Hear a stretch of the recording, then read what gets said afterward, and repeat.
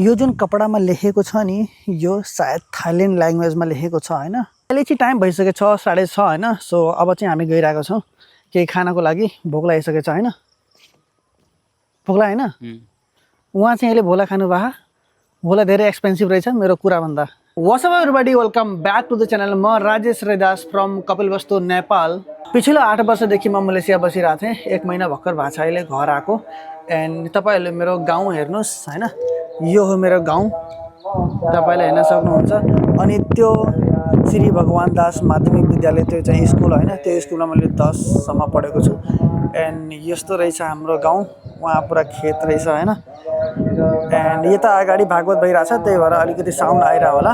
यो च्यानलमा म आफ्नो रियल लाइफ ब्लग्सहरु अपलोड गर्छु विदाउट फिल्टर, केही पनि मिक्स नगरिकन हैन। म तपाईहरुलाई आफ्नो लाइफको बारेमा सब कुरा बताउँछु, के भइराको छैन हैन। And let's go. म आफ्नो घर तपाईहरुले पहिला भिजिट गराउँछु, त्यसपछि अर्को कुराहरु म बताउँछु। सो यहाँबाट स्टार्ट हुँदै रहेछ मेरो छत हैन। यहाँ चाहिँ धेरै सामानहरु राखिएको छ। यस्तो यो अचारहरु राखेको छ हैन। त्यहाँ इन्भर्टरहरु छ एन्ड थुप्रै सामानहरु छ हैन। यहाँ पंखा छ, धेरै गर्मी हुँदाखेरि वहाँ छतमा गएर सुतिन्छ यो हैन। एन्ड यहाँ रहेछ सिडी, यहाँ रहेछ मेरो किचन हैन। यो चाहिँ किचन हो मेरो। त्यही सानो किचन रहेछ, ठुलो किचन रहेछन हैन। यता चाहिँ वाशरुम एन्ड टोयलेट चाहिँ जोइन्ट रहेछ हैन। यहाँ चाहिँ मसला पिस्ने सिलौटा रहेछ हैन। यहाँ चाहिँ मेरो आमा हुनुहुन्छ हैन। एन्ड यहाँ चाहिँ हामी सब्जीहरु राख्छौं। यो चाहिँ मेरो गल्ली हो हैन, आउने जाने 1 2 3 वटा रुम रहेछ। यो चाहिँ रुम आमा बुवाको रुम हो हैन। अनि यहाँ चाहिँ आमा बुवा सुत्नुहुन्छ। यो चाहिँ चावलको कट्टाहरु हो हैन। यो चाहिँ पूजा गर्ने ठाउँ।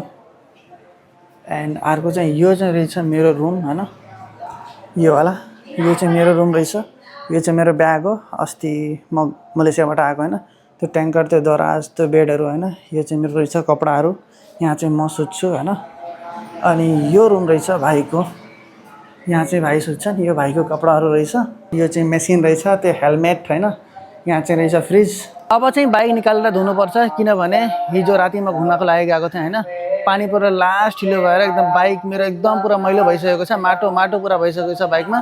सो बाइक निकालेर पहिला धुन्छु, त्यसपछि हामी जान्छौँ तिलरकोटतिर घुम्नको लागि। किनभने अहिलेसम्म 1 महिना भइसकेको छ तिलरकोट अहिलेसम्म घुम्न गएको छैन।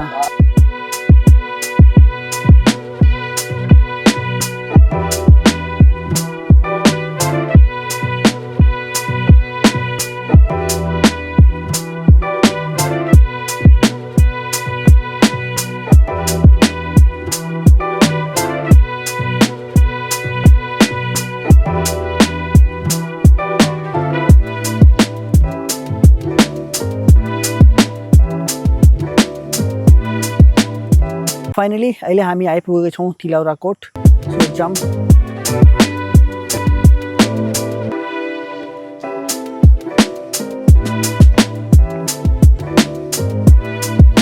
आजभोलि तिलौराकोटमा पस्नको लागि नाम रेजिस्टर गर्नु पर्दो रहेछ। उता अगाडि रेजिस्टर राखेको छ हैन।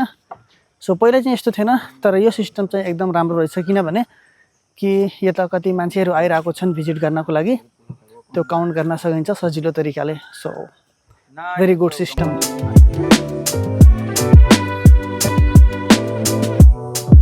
यो ठाउँमा हैन पानी परेको बेला यस्तो आएर यहाँ बस्न सजिलो हुन्छ। यो पेड चाहिँ तर लास्ट पुरानो पेड रहेछ है।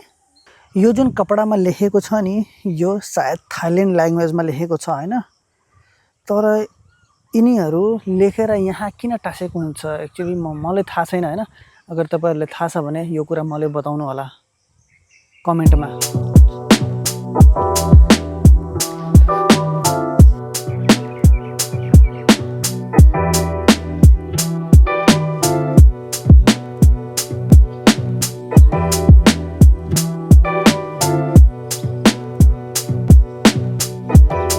कमलको फूलहरु कति राम्रो देखिरहेछ यार।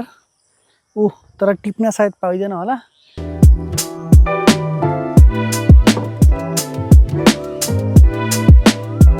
उता अहिले देखिरहेछ हैन कुसुमको पेड हैन।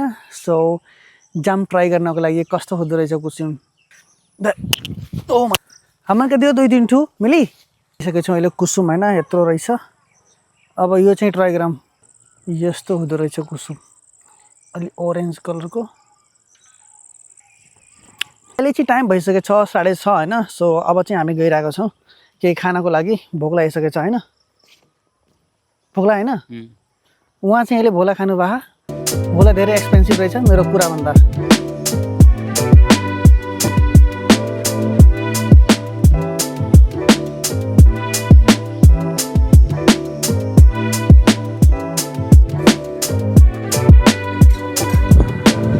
हामी चाहिँ अहिले पुगिसकेको छौँ भवानी बिच्छु होइन।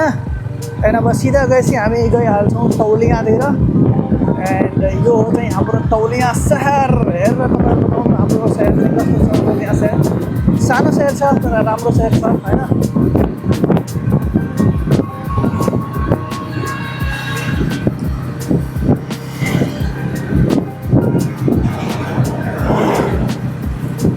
यति बेला चाहिँ किरा बहुत उड्छ यार, त्यही ल्याङ लाग्छ एउटा होइन हामीलाई।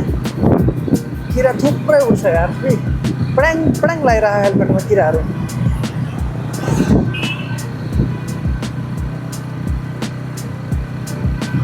So now we are entering in Taulihawa. यो चाहिँ हो हाम्रो तौलिहावा। तौलिहावामा यति बेला यस्तै नै हुन्छ गाइस, हेर्नु तपाईँहरू।